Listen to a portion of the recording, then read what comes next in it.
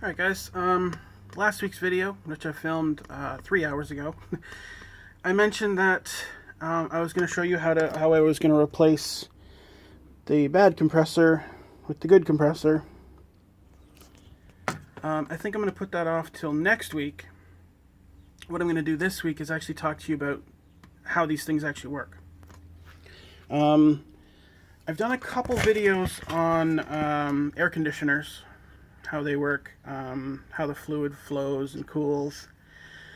But I haven't really done a lot on the actual electronic part of these compressors.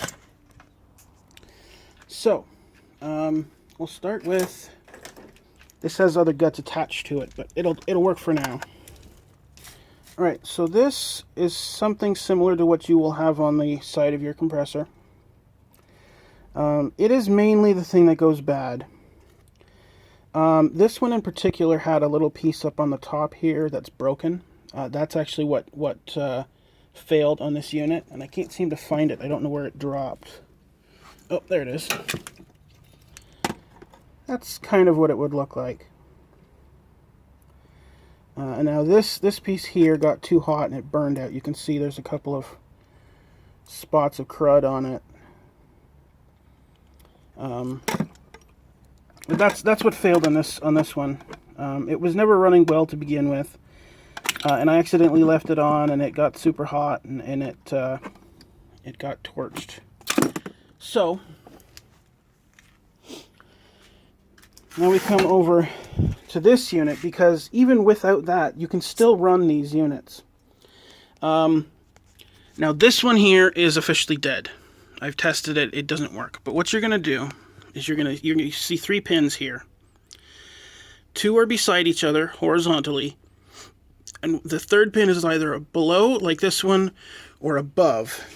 In this case, you can't really see it, but this brown box on the top is attached to 2 pins, and then this white one is attached to a single pin. So this unit here is actually the opposite of this unit. But what you do to test these is you apply power to the bottom, and then you apply your neutral to the top too. I can't remember which is which. One of these two is the start coil and one is the run coil. I believe that this one is the run and this one is the start. But what you would do is just take your even a screwdriver would work. You put your one power lead to the bottom, you attach your other power lead to a screwdriver, and just touch both of these at the same time, and the thing should kick on. Now, like I said, this one's dead. It smokes quite a bit, and it doesn't turn, so that's why we're putting this one on. Now this one came with this guy, which I'm assuming is a capacitor. It looks a little strange, but it does have a farad rating, so I think it's a capacitor. But these are not always necessary. They just provide a little bit of extra boost to get the compressor running. The compressor should run. You can see here I've cut the ends off. Not this one right here, but it's down over here. You see there. There's one, and there's 2. When the compressors are cut off like this, they should run without a capacitor. And just to demonstrate that, I've wired it up here to the wiring that comes out of my compressor. And obviously, you can hear it. This is the vacuum side that I'm holding right now. And this is the pressure side.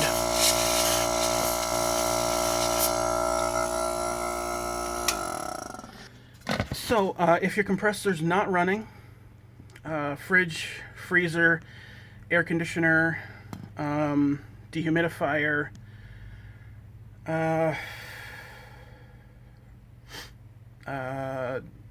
floor style water cooler, not the countertop style, the short ones, but the tall ones. I think there's probably more, but if those things aren't running right, first thing you would do, clean it. Second thing you do, check that relay. If you pick it up and it looks damaged, it is damaged. I had one that was a solid state relay. I pulled it apart. It didn't look damaged. It didn't look burned. There was no chipping on the actual.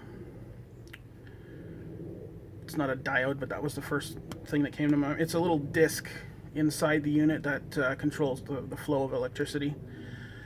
It didn't work. So I went to my local junkyard. I asked politely, and the guy said, "Sure, take whatever the hell you want." I went over, popped open the first one, grabbed the relay out of that. It seemed similar. It was this copper coil style rather than a solid state style. But this one that I grabbed, it's actually for my CO2 compressor. If you've been watching the videos steadily, so I replaced that, and it runs better now than it did when I first built it. So, now that I've been all over the place, it's freaking hot out here. Yeah, just if you're having troubles, clean it. Check the relay. Try to jump start it.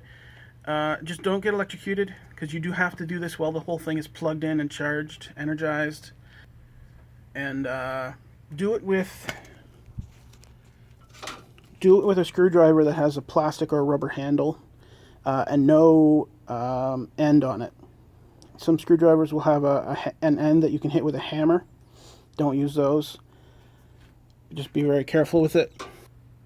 Alright, I've rambled on quite a bit too much. So you guys, have yourselves a good day.